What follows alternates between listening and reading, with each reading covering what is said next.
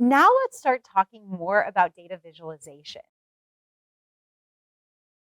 So My favorite. your absolute favorite. So we know that data frames and tables are a powerful way to visualize data, but a lot of times it can be tedious to go through and read all the rows of a table or look at all the rows of a data frame.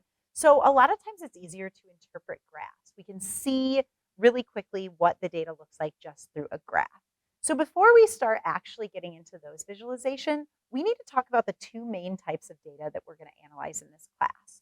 So there's two types of variables that I want to cover in this video, which are quantitative variables and qualitative variables. So let's start with quantitative data because those are measured numerically. Wade, I'm guessing you work with a lot of quantitative data. Yes, and we in fact, even as lazy computer scientists, shorten it, and I often will just say quant data. Quant data, that is great. A lot of times I'll refer to it as numeric data to remember, okay, I'm dealing with numbers. And many of the variables that data scientists study are quantitative or numeric. Their values are numbers in which you can perform arithmetic on. And quantitative data can actually be divided into two subtypes. We can look at continuous variables and discrete data or discrete variables.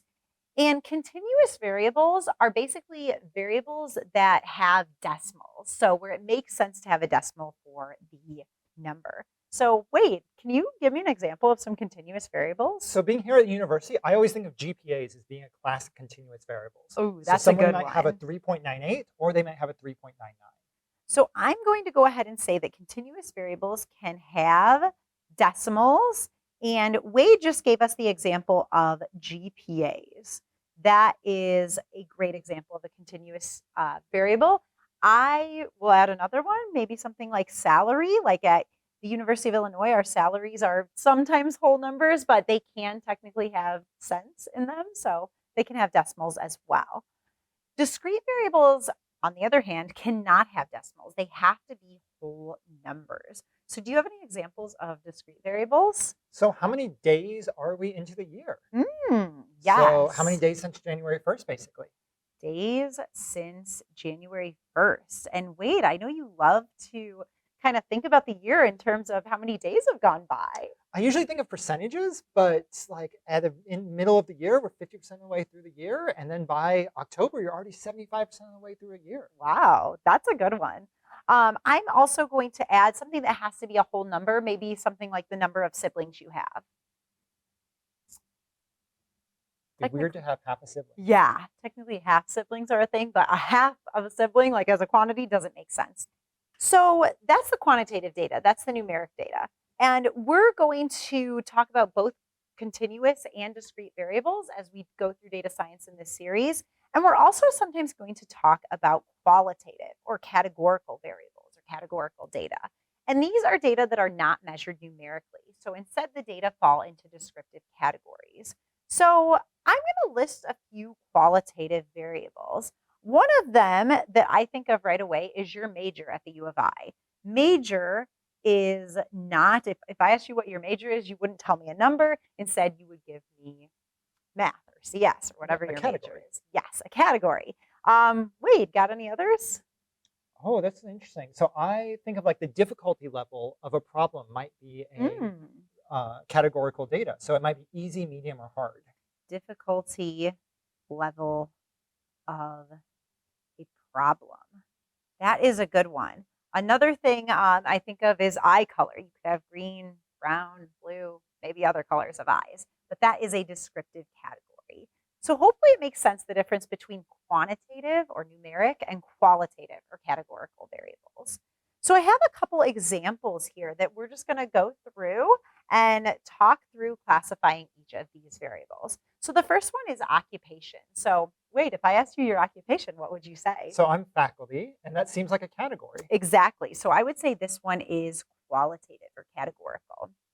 The next one is number of Illini wins in football against Purdue. Purdue is one of our, at least our neighbors. I don't know if they're a big rival, but I would answer that with a number, right? And does it make sense to have a decimal? I don't think we can have half a win. I wish we could. Nope.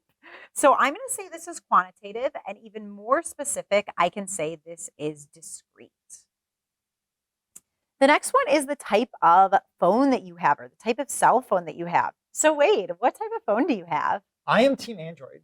Ooh, I'm team iPhone. Ooh, I feel like a lot of people at the university are team iPhone. Yeah, they agree with me. We'll have to see. We'll take some data on that. But you answered with a word, not a number, right? Yeah, a it's word. a category. This is a category. So this is another qualitative variable. What about height?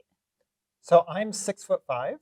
So height, that would be with feet and inches. And what is that in just inches? Just inches? Ooh, now you're making me do math. Ooh. So that's 77 inches, I think. 77 inches. But you could say 77 and a half inches. Yeah, maybe. probably really 76 and a half. Ooh, to give yourself a little more. So this would be we answered with a number. This would be a quantitative variable. And I'm going to say this one is continuous. And then the very last one is kind of a weird one. It's zip code. So what's your zip code in Urbana? So here in Urbana, we're 61801. 61801. So he did answer with a number. So would we say this is quantitative?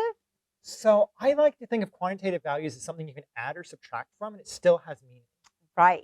And So- zip codes, you can't really do that. Yeah, if I do +1, do 61802, I don't know if that's next door or 100 miles away. Right, exactly. So zip code is actually a variable that represents your location of where you live.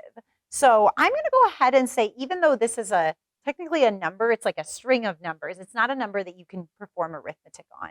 So I'm going to actually say that this one falls into the category of qualitative because it tells you where you live. It's more of a category rather than a number. So that's a little bit of a tricky one. But those are just a couple examples of types of variables. And whenever you get a data set, it's always important to kind of think about what types of variables you are dealing with so you know how you can analyze them.